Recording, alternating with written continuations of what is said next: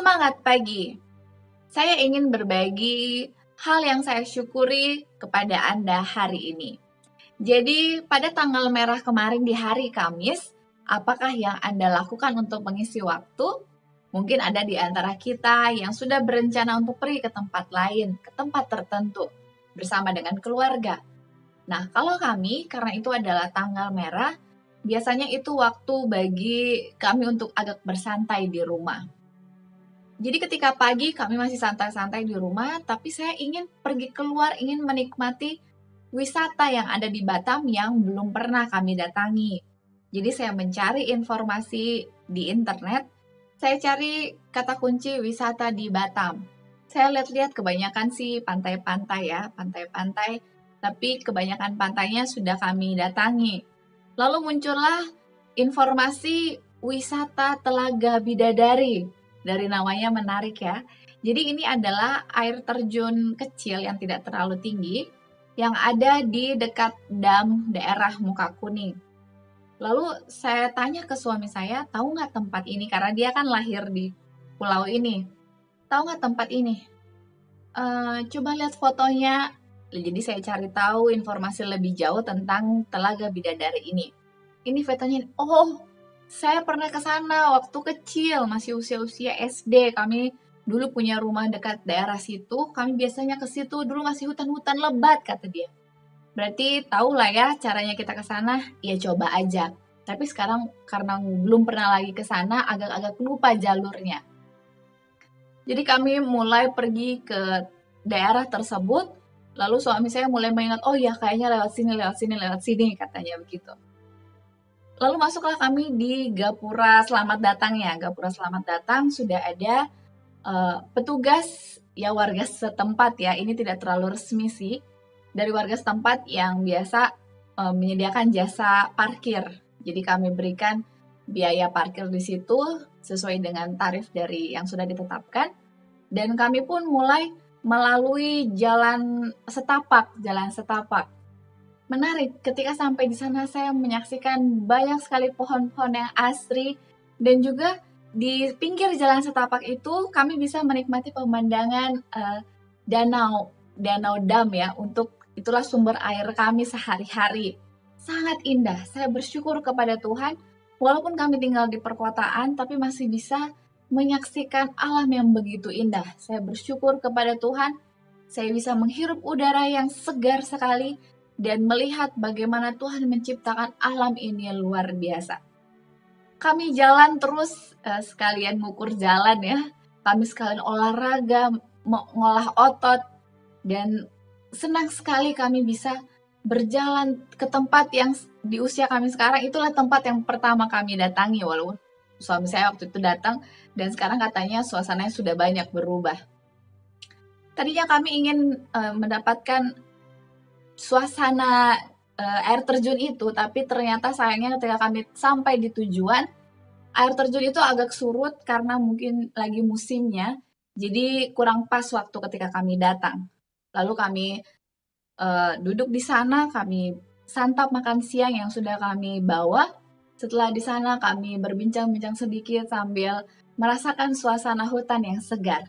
Setelah itu barulah kami kembali ke rumah. Lumayan, kami pergi dari keluar dari rumah itu jam 1-an, dan kami keluar dari hutan itu sekitar jam 4:30. Jadi lumayan waktu yang kami gunakan setengah hari itu untuk menikmati alam ciptaan Tuhan.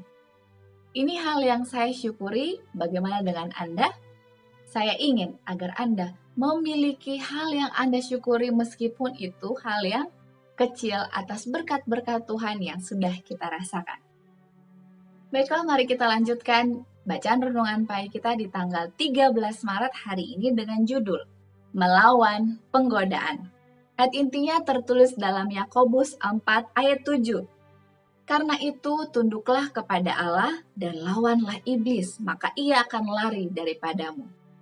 Penjelasannya, iblis masih tetap datang dengan segala penggodaannya kepada anak-anak manusia.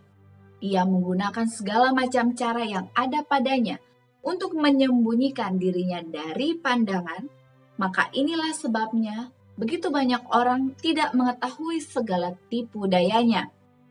Beberapa hari yang lalu, kepada saya diberikan pertanyaan, apakah engkau percaya adanya pribadi iblis?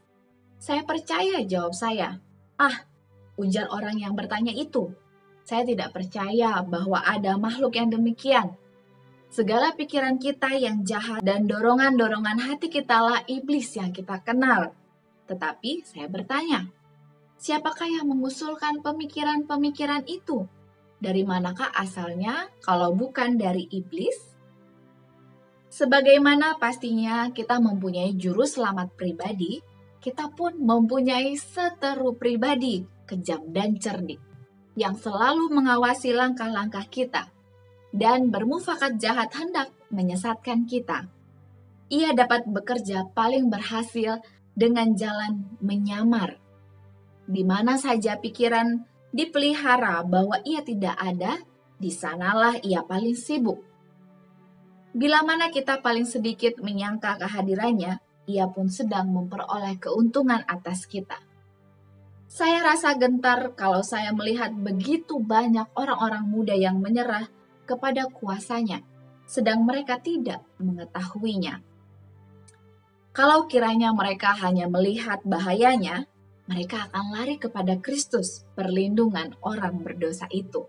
Hendaklah kamu bertujuan menjadi pelajar-pelajar yang setia dalam sekolah Kristus, belajar setiap hari untuk menyesuaikan hidupmu kepada teladan ilahi itu.